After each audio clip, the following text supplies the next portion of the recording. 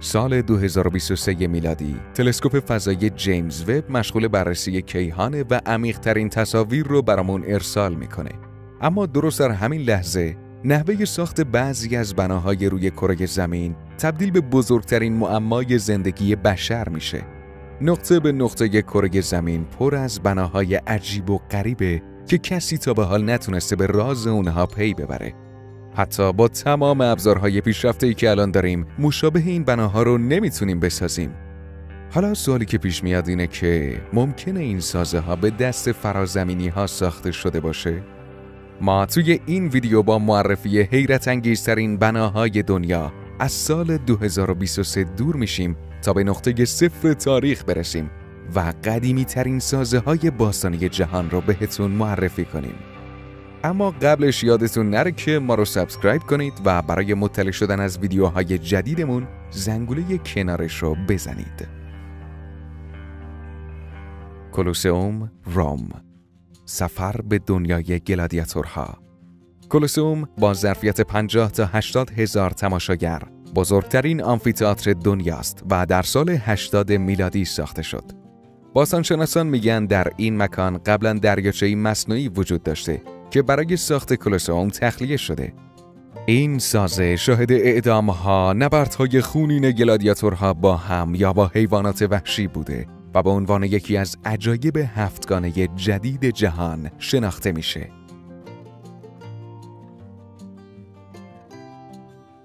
آرامگاه مخفی امپراتور چینشی. ارتش سفالین از سربازان عادی، کماندارها، اسب‌ها و عرابه‌هایی تشکیل شده که با آرایش نظامی در اطراف مقبره امپراتور چینشی حضور داشتند تا از امپراتور خودشون در دنیای پس از مرگ محافظت کنند. این مقبره مرموز 246 سال قبل از میلاد ساخته شد و تا سال 1976 مخفی بود. تمام 7000 سرباز مقبره با هم تفاوت‌های زیادی دارن و هیچ کدوم شبیه به همدیگه نیستن. دانشمندان از این که جنگجویان و دیگر مصنوعات این مقبره چطور بعد از این همه سال سالم باقی مونده حیرت زده هستن.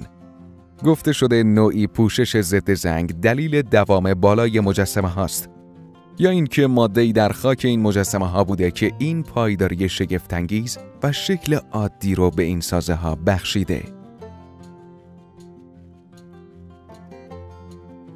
معبد پارتنون، شاهکار معماری کلاسیک یونان.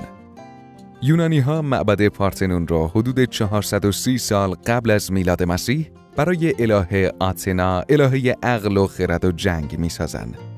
یونانی‌ها اعتقاد داشتند این الهه نگهدارنده مردم شهر آتنه. طبق اسناد و مدارک تاریخی، پارتنون اول زمان جنگ ایران و یونان تخریب میشه. معبد پارتنون نهایت نبوغ معماری یونان باستان رو نشون میده و پیوند سادگی و قدرته. این بنا با رعایت دقیق تناسبات ریاضی و شکل‌های مقدس ساخته شده. تخت جمشید، یادگار باشکوه هخامنشیان.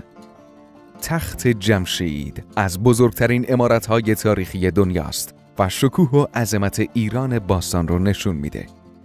ساخت بنای تخت جمشید 500 سال پیش از میلاد مسیح به دستور داریوش بزرگ شروع میشه.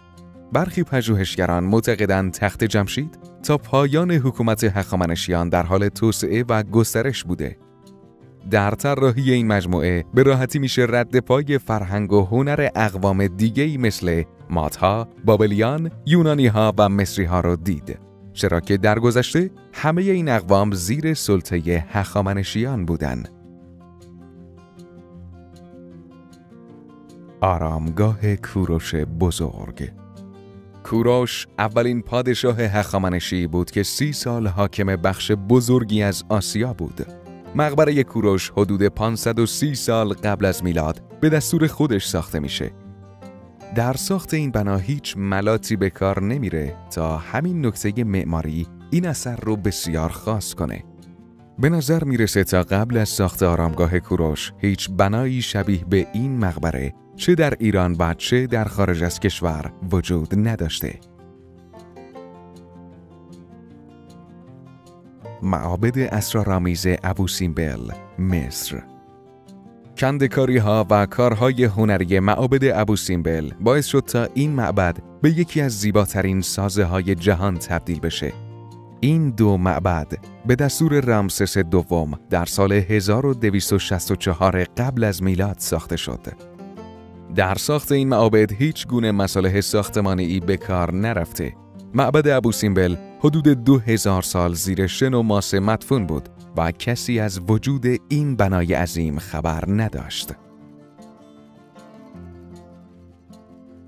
زیگورات در اور عراق. قدمت این بنا به 2100 سال قبل از میلاد مسیح برمیگرده. زیگورات اور یکی از بزرگترین و سالمترین زیگورات‌های بجامانده در بین النهرینه. این بنا در استان زیغار عراق قرار گرفته.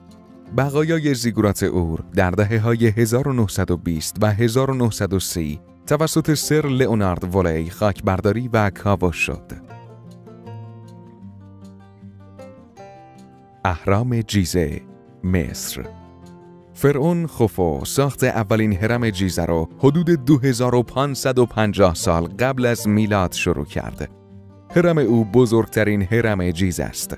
طبق تخمین باستانشناسان بیش از 2.5 میلیون بلوک سنگی در این بنا روی هم قرار گرفتن که هر کدومشون بین 2 تا 15 تن وزن دارن. پسر فرعون خوفو هم دومین هرم جیزه را میسازه. سومین هرم جیزه هم کوچکتر از 2 هرم قبلیه، اما ساختاری پیچیده تر داره.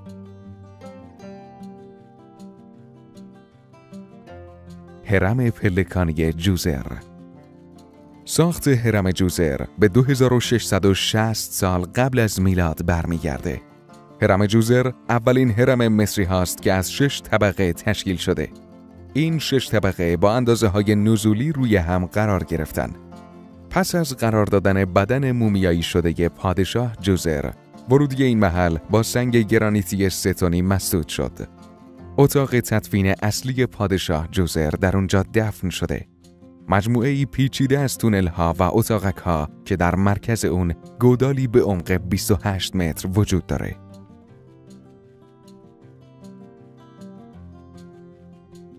استونهنج، انگلستان. استونهنج از مشهورترین و قدیمی‌ترین بناهای تاریخی جهانه که قدمت اون به 3000 سال قبل از میلاد مسیح برمیگرده. این بنا از مجموعه سنگ‌های عظیمی تشکیل شده که به صورت دایره‌ای در کنار همدیگه قرار گرفتن. استونهنج میتونه قدیمی‌ترین رصدخانه دنیا هم باشه.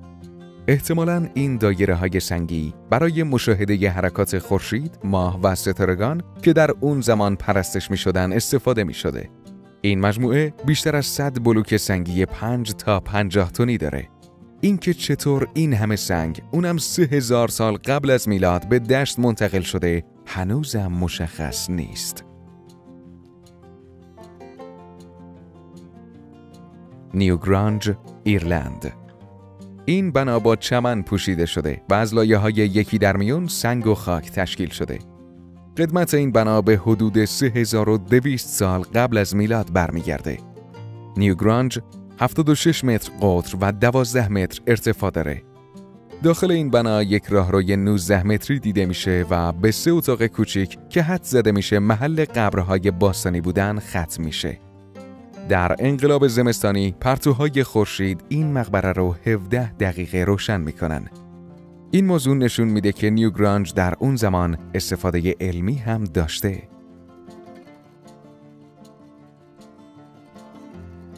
جیگانیتا، جزیره مدیترانه‌ای گوزو در مالت.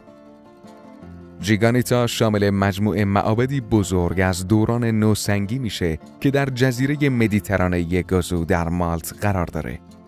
چیزی که این بنای باستانی رو به یک شاهکار تبدیل میکنه اینه که زمان ساختش، یعنی 3700 سال قبل از میلاد، هنوز چرخی اختراع نشده بود و هیچ ابزار فلزی در دسترس جزایر مالتی هم نبوده. مردم محلی معتقدن اینجا به دست غول‌ها ساخته شده. در این معبد محراب‌های مختلفی هم وجود داره. محققان استخوان‌های حیوانات رو در اطراف این بنا پیدا کردن که نشون میده این مکان برای قربانی کردن حیوانات استفاده می شده. گورستان بوگان، فرانسه. قدمت گورستان بوگان به 4700 سال قبل از میلاد برمیگرده. این مجموعه در سال 1873 در غرب فرانسه کشف شد تا یکی از قدیمی‌ترین سازه‌های دست بشر در اروپا و جهان بشه. کارشناسان نظرشون اینه که گورستان بوگان در عصر نوسنگی بنا شده. پرپریکان، بلغارستان. قدمت این سازه هم به 5000 سال قبل از میلاد برمیگرده.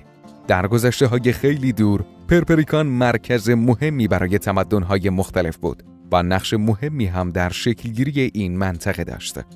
گفته میشه این محوطه زمانی هم محل معبد معروف دیونیزوس بوده، اما به طرز غم‌انگیزی در قرن 14 در جریان حمله عثمانی‌ها به بالکان ویران میشه و عظمت این بنا هم از دست میره.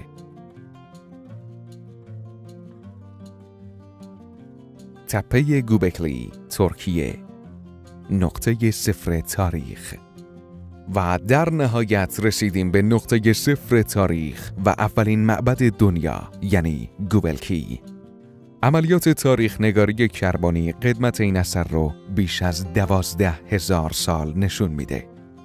تپه گوبلکی در سال 1995 در کشور ترکیه کشف شد و حالا به یکی از بزرگترین رازهای جهان تبدیل شده. اینطور به نظر میرسه که این تپه را به صورت عمدی زیر خاک دفن کردن. بیشتر ستونهایی که در تپه گوبلکی دیده میشه به شکل تی هستن و حدود 6 متر ارتفاع دارن.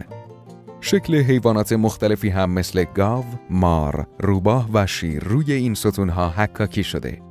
جالبه بدونید که در دوره باستان ترکیه تحت سلطه و حاکمیت شهرهای گوناگونی مثل ایونیا و لودیه بوده و سرانجام 500 سال قبل از میلاد به دست کوروش بزرگ تمام این شهرها از قدرت ساقط میشن و با از بین رفتنشون ترکیه تحت سلطه و تابع حکومت بزرگ و با عظمت هخامنشیان در میاد. خب توی این ویدیو قدیمی ترین بناهای دنیا رو براتون معرفی کردیم. این لیست قطعاً میتونه کاملتر از این باشه، چرا که از این مکانهای اسرارآمیز و باستانی توی دنیا زیاده. به نظرتون توی این ویدیو جای کدوم یکی از بناهای تاریخی خالی بود؟ برامون حتماً کامنت کنید. اگر ویدیو رو دوست داشتید لایک یادتون نره و تا درودی دیگر بدرود.